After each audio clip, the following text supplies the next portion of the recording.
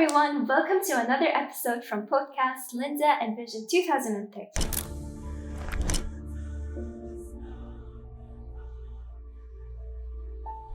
Today, our episode is very unique and also exceptional in every way. Our guest is someone who embodies passion, ambition, and also adventure, building a distinctive bridge between two great cultures, America and Saudi Arabia. His journey combines sport, education, and contributing to the realization of Vision 2030.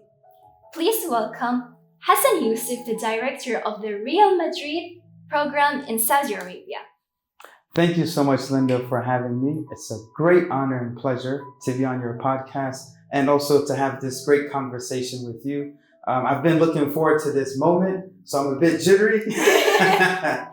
Okay. You're a great speaker, by the way. Oh, thank you. I have to tell you, mashallah, you're a remarkable speaker. I've seen a lot of your interviews and I'm watching you and you're doing great. Oh, thank you. You're doing great things. Thank so you. I just want to tell you, thank you again. And it's a big honor to be on the show with you. Thank you. Hassan, you're a special guest today, and honestly, your story feels like a cinematic novel. An American young man from Missouri leaves everything behind and moves to Saudi Arabia, leads sports and educational projects, and even competes in the Camel Festival. The whole story is fascinating and full of surprises, but let me start with the first thing that made me wonder. What made you, as an American young man, leaves everything behind and move to Saudi Arabia? What was your first impression of the kingdom back then? Well, I had many thoughts and opinions, and the most beautiful part about the whole thing is my relationship that I've developed with the Saudis at my university. I graduated from the University of Missouri in Columbia, and there are a lot of Saudi students that go to the university. So I was really honored to have a profound relationship with them. They used to invite me all the time to their house, and they used to cook kebsa, and really their hospitality is what really kind of like sparked that interest. So from their hospitality to their generosity, and they educated me on, the kingdom of Saudi. This was before Vision 2030, the introduction of Vision 2030. This was probably, I would say, between the year 2010 to 2013. So yeah, I would say this is where it kind of started. Oh, nice. But did you ever imagine how your community will accept this step? Because in Columbia, Missouri, life is generally stable and quiet. So the idea of traveling and adventure might be a bit unusual. So how did people perceive this decision? And were your family members the first to support you, or did you have to put in effort so you can convince them to move to Saudi Arabia? I'll start backwards. My family were very supportive. Oh. Both my parents, they are travelers. They travel the world, so they've seen the world, and they want me to, take into their footsteps and also see what's out there, not just be sequestered in this tiny town, Columbia, Missouri. There's a lot more than Columbia. So they were very supportive. With other people, of course, why would you go to Saudi? There's nothing out there. It's just desert and sand and people that wear towels on their heads. Really? Is that the Saudis you see in Columbia, Missouri? Because that's not the Saudi people that I saw. For real. But yeah, of course, there are always ignorant people around the world that we live in. But at the same time, I'm blessed and fortunate to have an open mind. There's a term in anthropology. It's called cultural relativism, which means to be open and accept people from other cultures and nationalities. I didn't study anthropology, but I learned this in the university during my studies. So it's a beautiful thing to have an open mind and an open heart and to accept everyone. For real, right. So Hassan, honestly, one of the things that makes me feel proud and awe is Vision 2030, a vision that didn't just set goals, but opened dreams and ambitions for everyone living in this land. So whenever I hear the transformations happening in the kingdom, I feel like I'm a part of a huge success story. You were here from the start when the vision was launched, marking the beginning of a new chapter for Saudi Arabia. How did it feel to witness a country like Saudi Arabia transform and moving towards the future?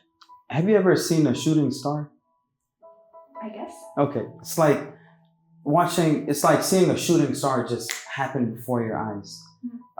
This is how I saw the transformation.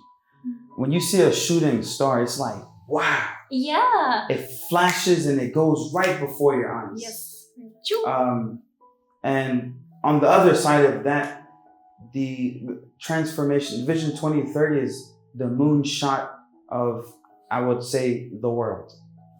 Because it's not just impacting Saudi, it's impacting the whole entire world. Saudi is inviting the world to come to the kingdom. Yeah. World Cup 2034. The whole world will be coming to Saudi. Expo 2030. The whole world will be coming to Saudi. We have Umrah. The whole world comes for Umrah. Medina. So Saudi has always been welcoming. Saudi has always been, in a transformation or transformative journey. But now it just, kicked it up a notch. So this is how I see it. That's nice, mashallah. Beautiful and inspiring words. Okay, so Hassan, every success story begins with a step. And for you, that step was here in Riyadh. Let's go back to the beginning. How did your professional journey started here? Okay, I moved into Saudi as an educator, and I have always seen myself that I could do more. So I've worked very hard and diligently in developing a network, building my network, I would say. And I met a lot of great people, and basically, one thing led to another, and now I'm, happily in the world of sports. At the same time, still education. I love education. I'm also a humanitarian by background. I studied international studies and peacekeeping. So I'm also happy at the same time that I could, contribute to humanitarian work outside of Saudi, and in Saudi, work in education and in sports. Nice. Did you ever imagine you would be such part of groundbreaking projects related to Vision 2030? Before Vision 2030 was introduced, of course not, because I didn't know anything about the vision. But once the announcement, the presentation of Vision 2030, absolutely. That's the ship that I wanted to jump on. That's the boat that I wanted to board, and that's the boat that I'm on now. Nice. I want to be with greatness. Amazing. And this is part of why I moved to Saudi, because I've always known Saudis from back home, that they're forward thinkers or progressive leaders. Every Saudi that I've known, mashallah, back home are doing amazing, great things. So moving here and then witnessing the announcement of Vision 2030 and the presentation of it, I'm like, yeah, I need to be a part of this. Nice. Not want, need. Need, yes. Amazing.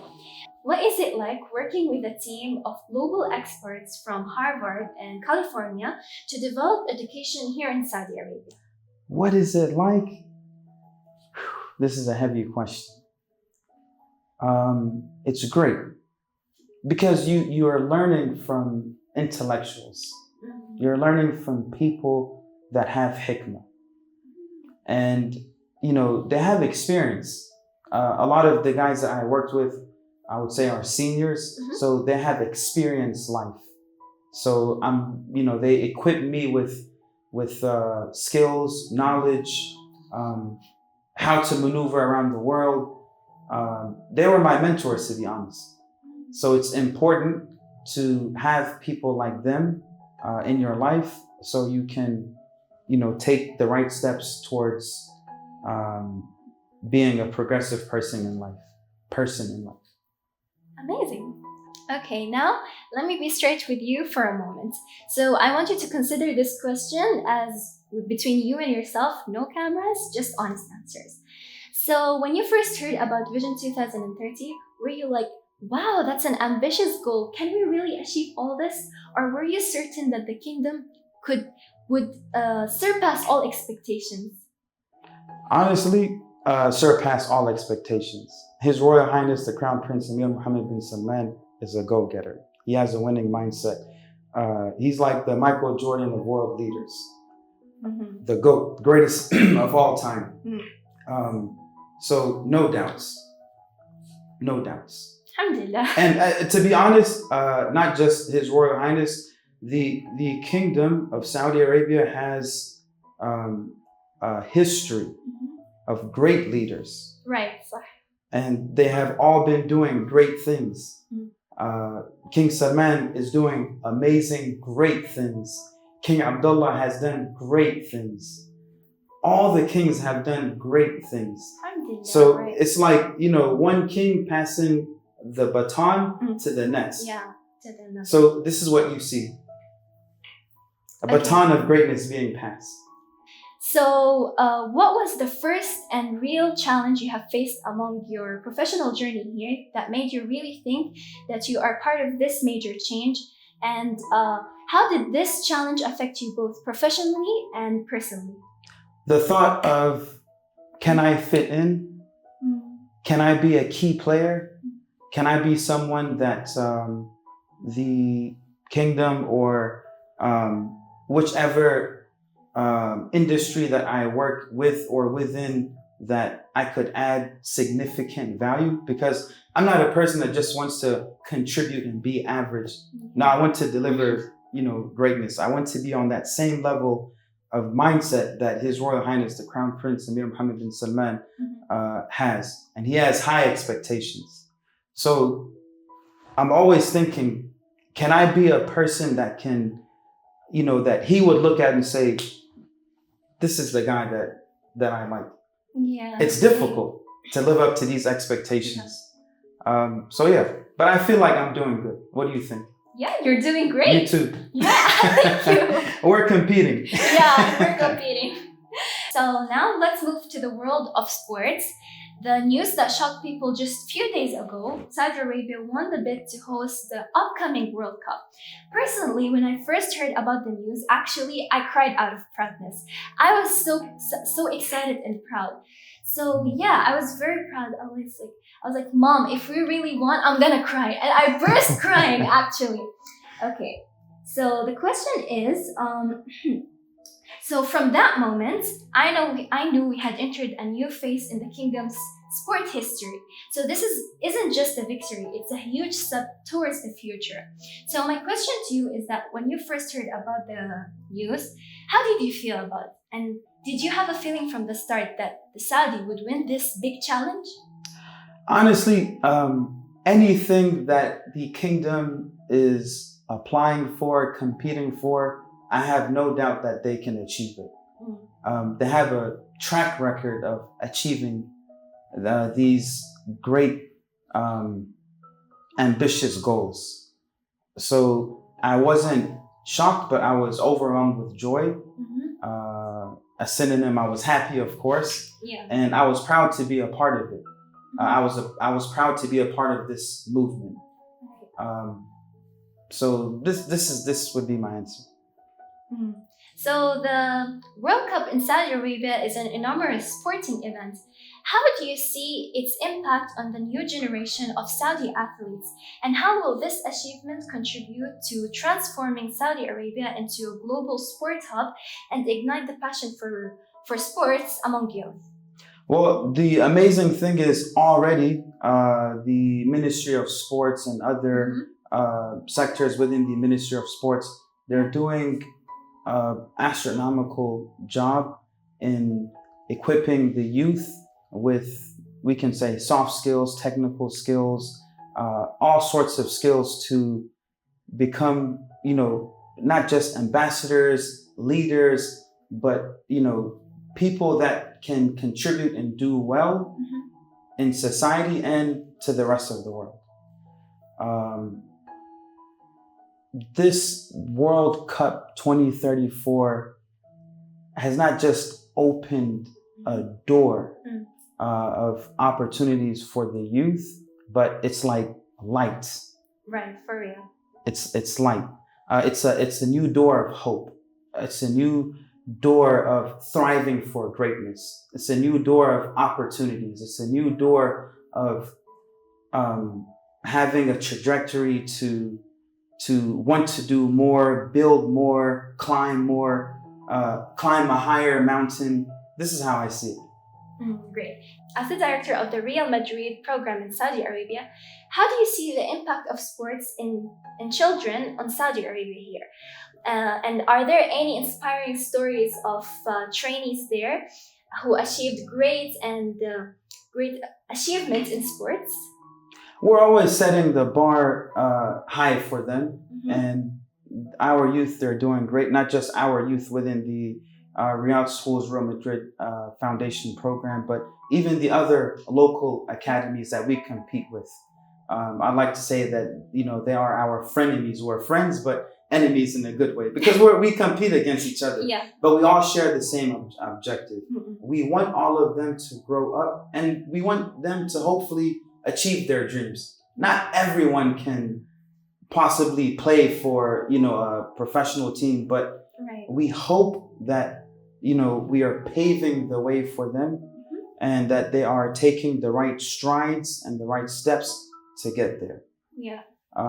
And the Kingdom of Saudi is doing a phenomenal job by having organizations like the Real Madrid Foundation established in Riyadh to provide these opportunities and create opportunities for the youth to get there. Training kids at the RMF Foundation and also partnership with the MESC Foundation and also Riyadh Schools. So basically, it's not only about sport, but also shaping their personalities. How do you incorporate values like teamwork and commitment in your training program? And also, how does that have long-term impact on the kids? I give them a hard time. Really? Of course. We live in a changing world. Yeah. Life is not easy. For real. We will always face difficulties. Yes. It's inevitable. It's part of growing up. Yes. It's a part of growing up. So for us, we like to add some extra pressure, and I would start within our coaching organization. Our work is like 7 days a week. Saturday to Sunday, Sunday to Monday, Monday to Tuesday, Tuesday to Wednesday, Wednesday to Thursday, Thursday to Friday, Friday to Saturday, and we start again. Now, this is from passion. Yeah. This comes from a place of love, passion, dedication. We want to. So it's not like we're asked to, it's coming from a great place. We have our normal working hours. We follow that, but we want to achieve more. We live in a country, the great Kingdom of Saudi Arabia, and with super high ambitious goals, we have to live up to the standards, high standards. So we want our kids to be, inshallah, at least, 1 or 2 or 3 to be selected to play in the 2034 World Cup. So this is why we're working very hard, because they have potential. And we see, that they have a bright future ahead of them. Inspiring words, wow. So sports in Saudi Arabia has taken on a global dimension with the presence of international celebrities like Cristiano Ronaldo and Neymar. How do you think these stars will contribute to achieving the goals of Vision 2030 in sports? Well, we can see that they came to Saudi with a genuine interest to be a part of the vision, and they see greatness in Saudi. And this is why they are coming. And they have opened the doors and the minds of other athletes also, come and see the real Saudi, not just the hearsay or what the naysayers say about Saudi Arabia. So mashallah, they are doing a great job with that. And we can also see from, their way of life. Cristiano Ronaldo attends events outside of football. He attends boxing events. he's immersed himself in the culture. You'll see him wearing a thobe and shamag like I'm wearing. Yeah. He celebrated Saudi National Day. He celebrated Yom Ta'sis. And the same thing with Neymar. Yeah. So you see them heavily involved with the culture and promoting the culture. And they're genuinely promoting the culture. They love it. Yeah. They speak very highly about Saudi. And again, it's coming from a genuine place and people can see that. Amazing. I have a question. So, can we witness a long-term transformation in Saudi sports? Absolutely. We're witnessing it already. 10 years from now is the World Cup. So 10 years is a long time. We're not talking about the World Cup being next year or in 4 years. We're talking about 10 years. Yeah. And within those 10 years, how many mega giga events are going to take place in the kingdom? We have Expo 2030. We have the Winter Games. Yeah. Aside from sports, we have the new city, Neom, being developed. We have Gidea being developed. Riyadh just opened its metro. Yeah. Just, look at the excitement. People are now using the metro as like a form of tourism to see Riyadh. When you go other places, people don't take the metro for, the sake of tourism and stuff. But here it's like, wow, all these amazing, fascinating activations and things happening. So much excitement. And on top of all of that, the icing on the cake, the safety. Saudi is very safe. Yeah. Everyone from Saudis to non-Saudis, security is. I see police relaxed. yeah, I see them all police are relaxed in their car just sitting on their phone. Yeah, I always see them like that. Sometimes I'm thinking like, I had to give them some work to do in a good way. But this is a beautiful thing to live in an environment where you don't have to have the stress and worries that, something bad can happen to you. Yeah. Alhamdulillah, our country is safe. Exactly. So, out of every question, the questions, I want to ask you something. Have you tried the metro or still? I use it to work now. Oh, really? Yes. Oh, nice. Like you, they still haven't opened for us here in beside Give it our some home. time. Just blink your eyes and it will come just like that. Okay, so the experience that rocked the media, you were the first American to compete in the King Abdulaziz Camel Festival. How, why, and how did the idea came about? Honestly, it just happened. It was like, I can't even explain how it just happened. It started off as a conversation with one of my friends, Faisal Qahtani and Sultan al-Ruwaidi. And he took me over to his uncle.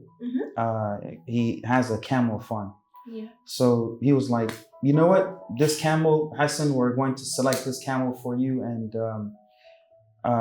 this is the camel you'll use to participate in the King Abdulaziz Camel Festival. And I'm like, okay, well, you guys need to educate me on this. I need to understand more about the camel world and stuff like that. And honestly, it was a beautiful experience. I can't explain to you how it has impacted and changed my life. Because it's very emotional talking about it. Yes, of course. I have met some of the nicest people ever. And all due respect to, and I salute Faisal Qahtani and his family for creating this opportunity for me. And also Sheikh Fahad bin Hathnain, who is the CEO of the King Abdulaziz Camel Festival, and His Royal Highness the Crown Prince and King Salman.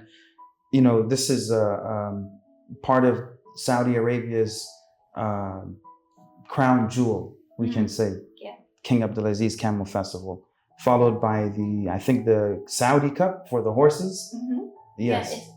So to be the first American to participate in that, wallah, it's a huge honor. Yeah. And the way that they welcomed me, hosted me, the gifts that I received, their biggest smiles, wallah, it's very difficult to explain. That's nice. If I was your place, I would literally cry. If it was the last day and khalas going to end, I would cry. I was very emotional, even for Victoria, the camel. Oh. She didn't win, But what she won was the people's hearts. صح, yeah. She won Saudi Arabia's hearts. So this is what I'm happy about. Alhamdulillah. Well, we're all happy about. That's nice. Yeah. Now we're going to move to the most interesting part. I have prepared here some questions for you. You have to answer them in a short time. Okay. Like, imagine you're going to only have 13 seconds or 20 seconds, yeah, and you have to answer it, okay? All right. So first of all, the first question, it says, what is the best Saudi food you've ever tasted? Arika. Arika? مع سمن وعسل. Oh, I don't like that actually. I love Arika. Oh, nice. Then let's go to the second one. What's the most interesting Saudi habit you like? Hello, Allah. It's a good habit. Yeah, it is a good habit. Right? Like every time when I have like American friends or friends who are like English people, they come in Saudi Arabia and they live, and then they're like, "Hello, Allah." Yeah. The habit of welcoming people. Yeah, we people from Saudi, we like to welcome people. Yes. Yes. This is one of the best habits. Is you're opening a door and saying, "Welcome, ahlan wa sahlan." Ahlan wa sahlan. Yeah. Okay. The third question: if you were a professional football player, which club would you prefer to play for? Al-Nasr, because I would like to play with Ronaldo. Oh, amazing. Okay.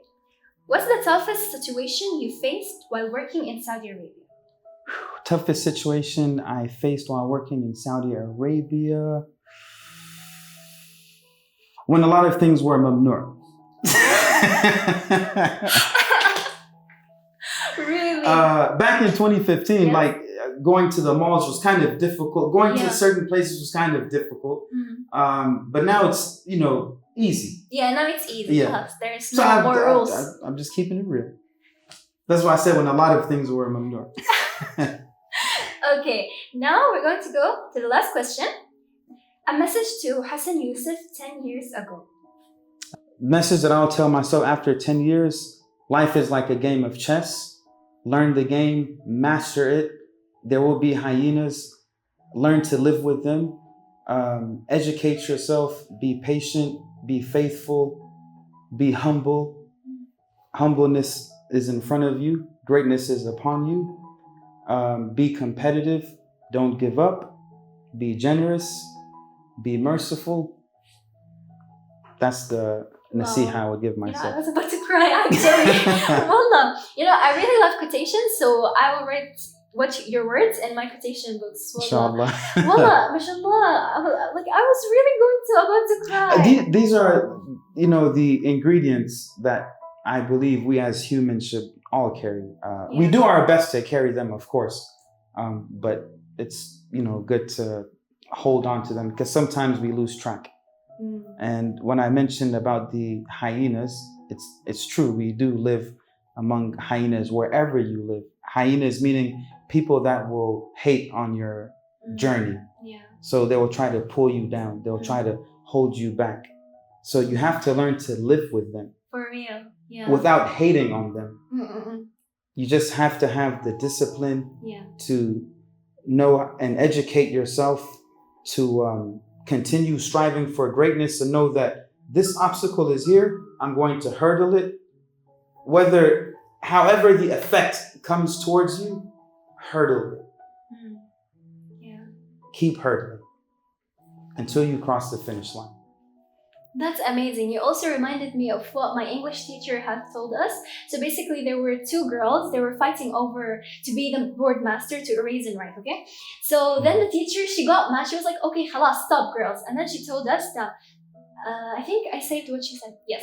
Life is going to throw rocks in you. It's going to break your heart. It's going to make you fall, but you have to get up. Yep. Yeah. Don't stay down. Get up. If you had the chance to address the Crown Prince Mohammed bin Salman and the Saudi youth specifically, what would you tell them on the occasion of the opportunities and the developments that are happening and they are living in right now? What would I tell or what would I ask? You will tell them. I will tell him thank you for creating these opportunities. Thank you for driving a competitive mindset for not just the youth, but for everyone to follow, because this is a standard to be competitive. I would say a lot of thank yous. Same. Even though the other Tamim, when I interviewed him also in the second or third episode, he also said like I would give you a million thank yous and still they're not enough. Yep. Yeah. Be grateful. I would be extremely grateful, and if I was to ask for anything, my greed, I would say, can I be one of your right-hand men? Amazing, that's nice. Of course. Why wouldn't you want to be standing next to the best of the best? For real. Why?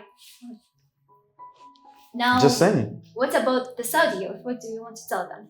What would I tell the Saudi youth? You have a great leader.